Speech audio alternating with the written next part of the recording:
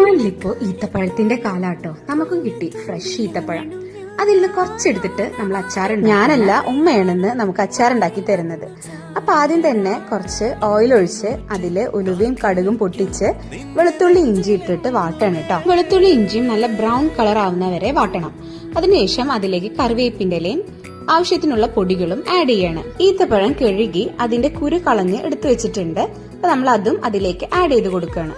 ഈ വെളുത്തുള്ളി ഇഞ്ചിയൊക്കെ ഉരിച്ചു വെച്ചതുണ്ടെങ്കിൽ നമുക്ക് അച്ചാർ ഉണ്ടാക്കാൻ നല്ല എളുപ്പം. ഇനി നമ്മുടെ ഫൈനൽ ഇൻഗ്രീഡിയന്റ് ആയിട്ടുള്ള സുർക്കയും കൂടെ ആഡ് ചെയ്ത് കൊടുക്കുകയാണ്. മിക്സ് ചെയ്ത് കഴിഞ്ഞാൽ നമ്മുടെ അച്ചാർ ഇവിടെ റെഡി ആയിട്ടുണ്ട്. നമ്മൾ നാട്ടിലൊക്കെ അച്ചാർ ഇടാറുണ്ട്, പക്ഷെ ഇങ്ങനെ ഫ്രഷ് ഈത്തപ്പഴം കിട്ടാറില്ല.